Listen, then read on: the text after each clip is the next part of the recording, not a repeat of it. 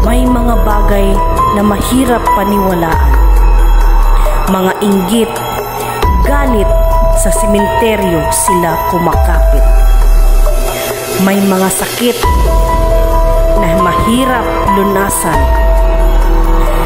Kaya ating tatagan ang panalangin para si kamatayan ay hindi makalapit.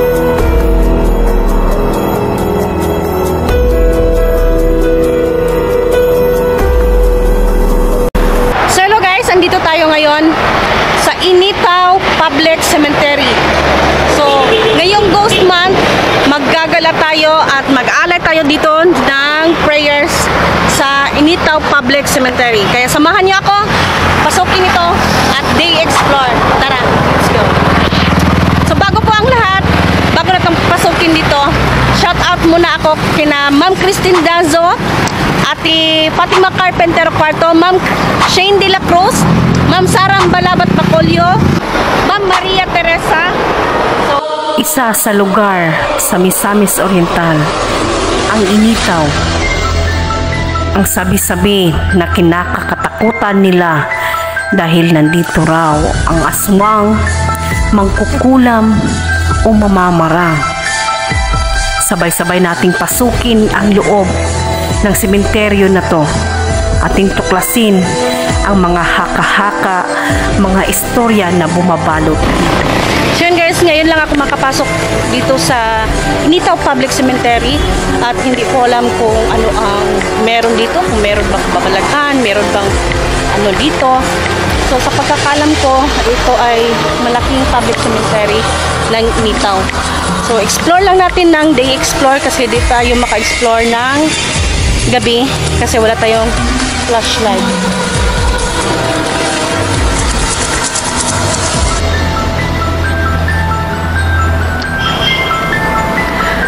So nakikita ko sa unahan guys, meron dong dagat. So malapit ito sa dagat.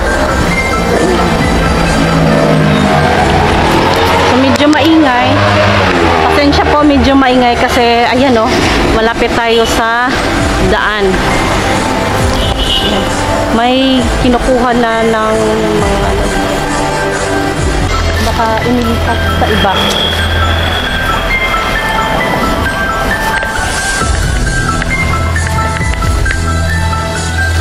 Guys, so baka kinuha po ito.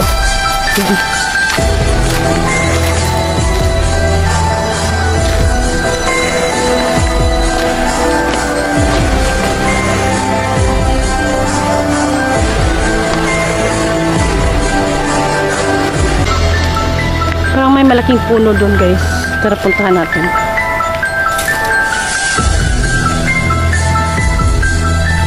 So ito pala yung public cemetery. Hanapin natin yung malaking cross. Saka doon tayo magsindi ng kandila. Yan.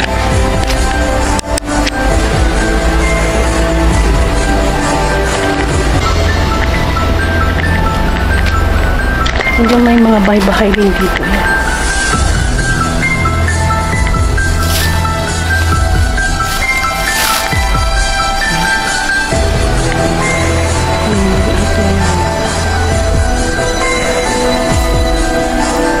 Noong unang panahon, kapag ganito na yung nicho mo, ano, mag-ara ka na or may kaya ka na sa buhay o di kaya mayaman.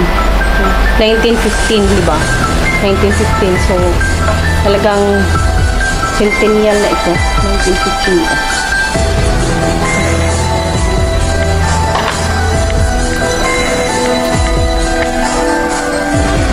Sabi po daan lang.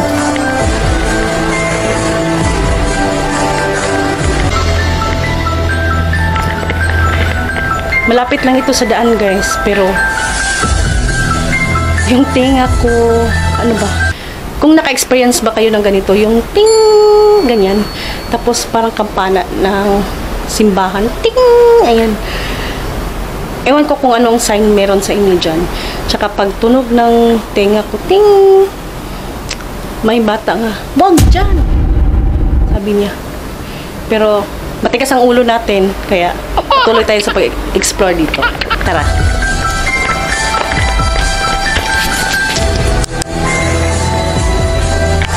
Tabi-tabi po. Nadaan lang.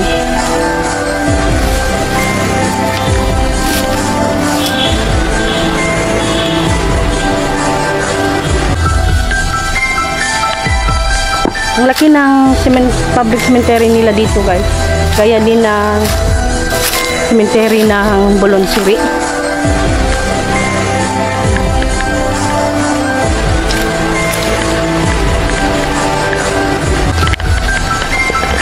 Si Ghost Month ngayon, so talagang yung sinasabi nila, subukan natin na kung magpakita, may magpaparamdam ba dito. Kasi Ghost Month, malakas ang enerhiya daw nila dito. Actually, nakapasok ko lang, medyo masakit na talaga yung ulo ko. Parang may kakaiba din.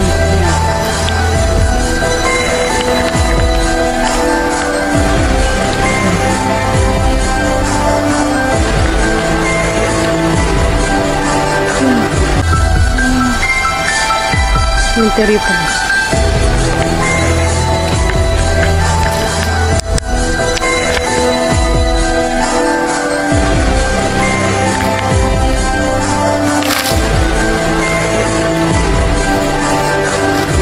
Kita niyo po. Grabe oh. Ito pala ay isang puno ng baliti.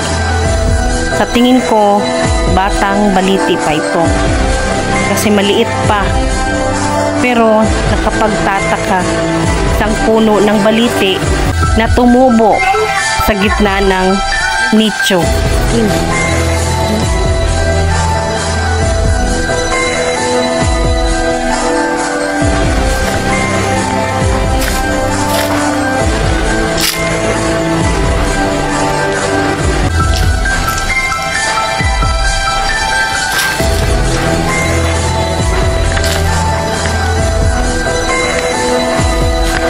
Hanapin natin yung ano nila dito. Malaking cross. Parang may puno ng baliti. Dito tayo na daan.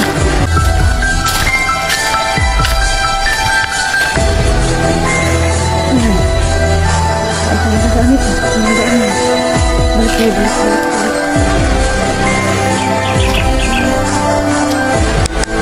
1936.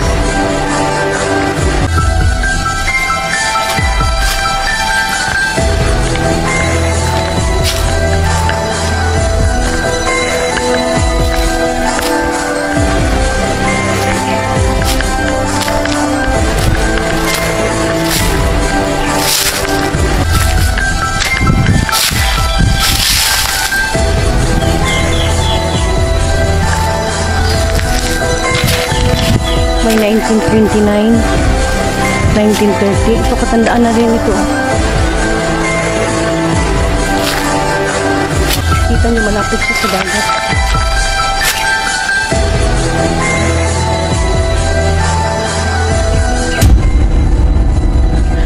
Akala ko may kung anong ulo na nagtibaw. Tapos picture man yun ni Katay. Pagkurat pag Katay da. Parang may naglalampas. May naglalampas dito. Maharap. Parang guli-guli ko lang yan. Kulang na ako sa yakap. Charot. Kulang sa yakap. Sana all. Sana all. Yakapin ng mga kaluluwa. Aray. Okay.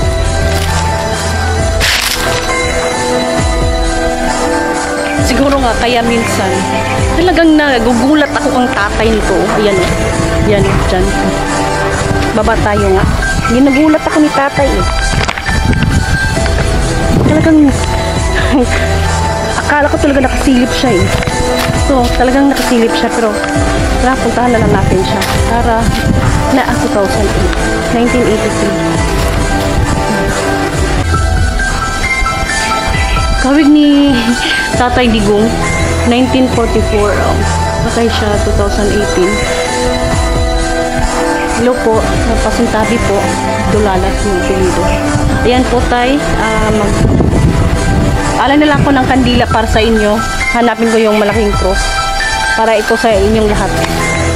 Sa mga kaluluwa na rin na gusto o makita itong ilaw ng kandila na gusto makatawid, at sa mga gusto na rin ng katahimikan ay ipagsinbit natin sila ng kandila. So, hanapin ko muna yung malaking cross nila para mag-alay tayo.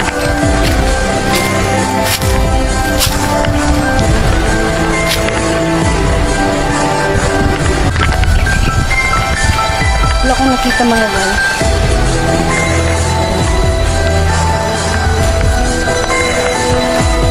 Diba? Nakita ko nakaitim. Ano yun? Kaupo, kapre.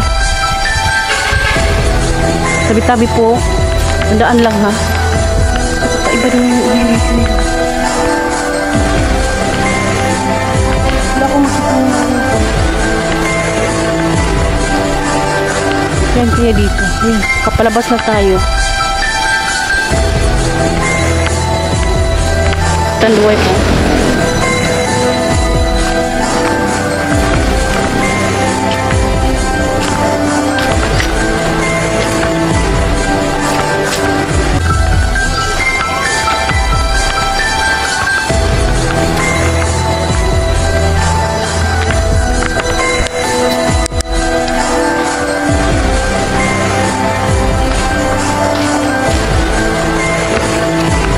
Naglinis sila dito kasi ang daming mga damo na pinag-anohan nila. Sinuli, kumbaga. Okay, dito pala. Ayun, makita tayo dito.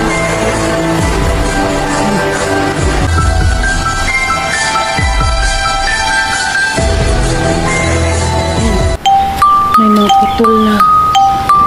Ano itong santo ninyo? Kasi minsan, kapag may santo ka na ganito, mga napuputol, nabibiyak, parang sinusurinder na nila sa sementeryo. Minsan, kung ang iba naniniwala kapag may ganito, ginagamit nila sa masama. Oops, sorry po.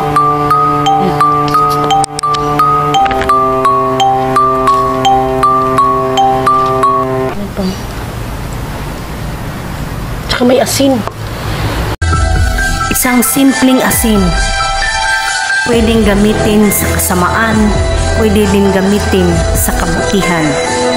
Kaya, ang asin, kung nakakita ka nito na nasa sementeryo, magtaka ka na. Naniniwala ba kayo sa, ang iba sinasabi nila, na kapag may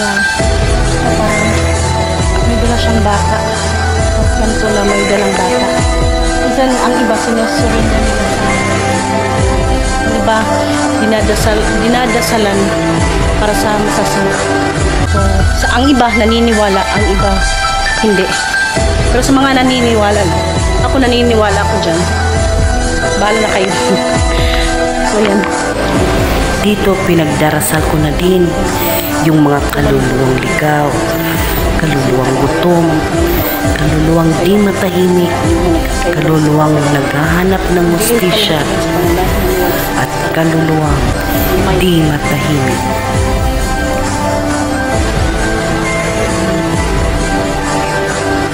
Matuloy yung pagbuti ni Sir Panginoon sa kalana naman sa pagdadoy at pagdadoy ng daw. Pasaylo kami sa mga salain, pasaylo kami sa nagasagatan ako. Hindi mo kami itugyan sa panulay, lumuwalo sa kanya sa kadaot.